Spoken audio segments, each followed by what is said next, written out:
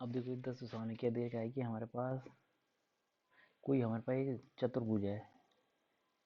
तो ये चतुर्भुज है,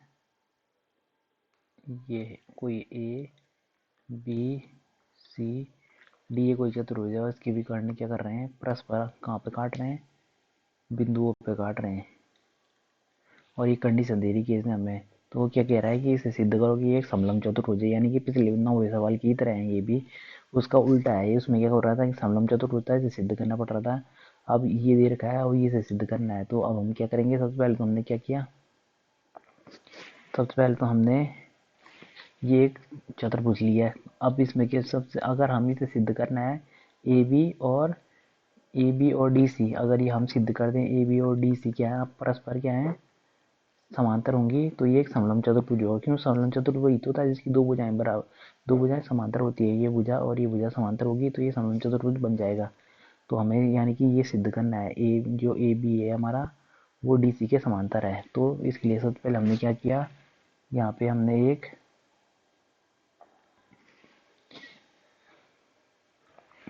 इसमें हमने सबसे पहले हमारे कौन सी रेखा मान, इसमें ए को प्रतिनिधित्व करते हुए एक ओ ई रेखा मान ली, जो कि किसके समांतर है, ये हमने मान ली ए बी के समांतर। तो ए बी के समांतर हमने यहाँ पे क्या लिखा है कि हम ए बी के समांतर ए बी के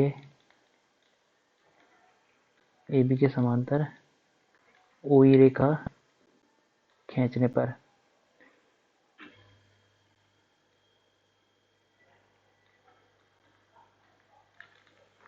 अब हमने ये खींच ली ए बी की रेखा थी, यानी कि जो हमारे पास ओ ई समांतर होगा डी सी के।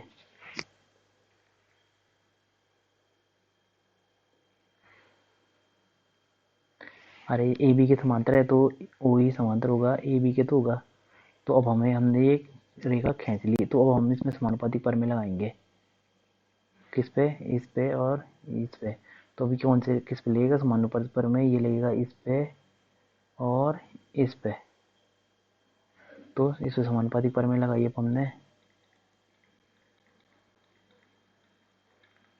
तो जैसे अब हमने समानुपाती प्रमेय लगाई तो क्या हो जाएगा, ये हो जाएगा हमारे पास सी ओ, किस पे लगाई, इस पे और इस पे।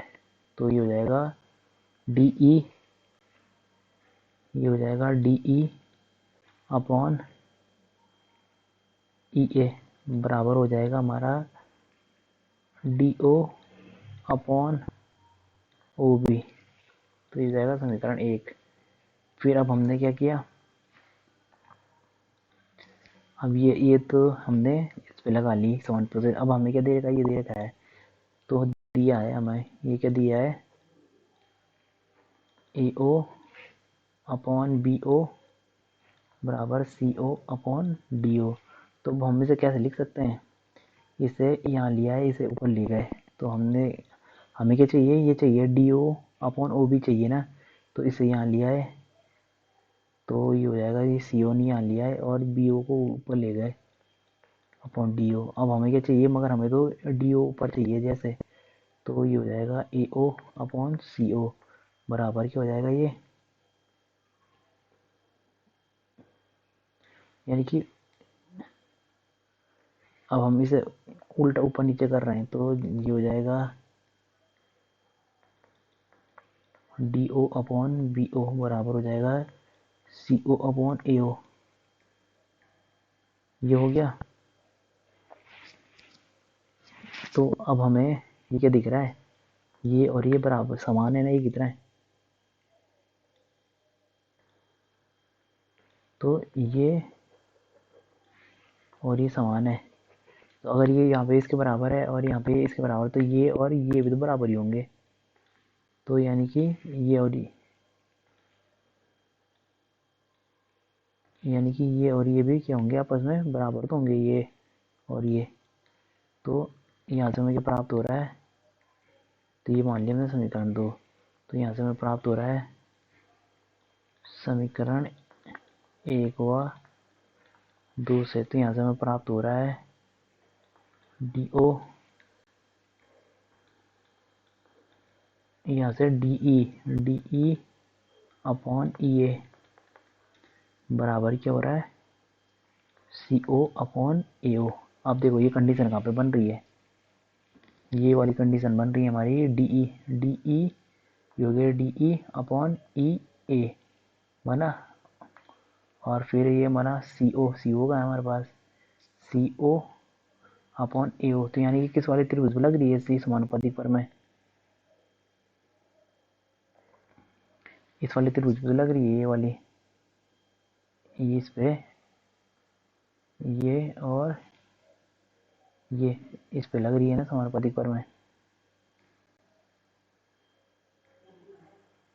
यानी कि ये इस पे और ये तो इस समानुपाती पर में लग रही है इसके हिसाब से, तो इसके हिसाब से क्या हो जाएगा हमारा,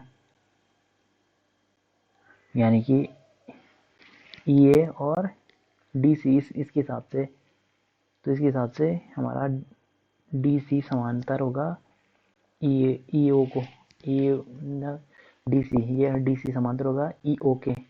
तो ये हो गया, और हमारे पास हमने क्या मिल रहा है, हमने तो पहले ये मान रखा है ई ओ समांतर है ए बी के, तो यहाँ पे अतः डी ई समांतर है ई ओ के और ई ओ समांतर है किसके, ए बी के। तो अतः हमें क्या मिल गया, जो हमें चाहिए था, क्या चाहिए था, ये ए बी समांतर होगा डी सी के, ये यानी कि ये वाला ये आपस में ये समांतर हो गए, तो ये हमारा क्या बन गया, समलंब चतुर्भुज बन गया, क्योंकि दो भुजाएं आपकी समांतर आ गई। तो चूंकि इस चतुर्भुज की दो भुजाएं समांतर हैं,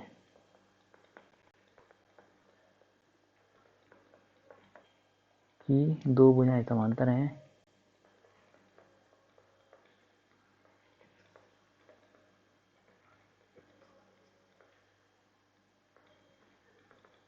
अतः यह समलंब चतुर्भुज है।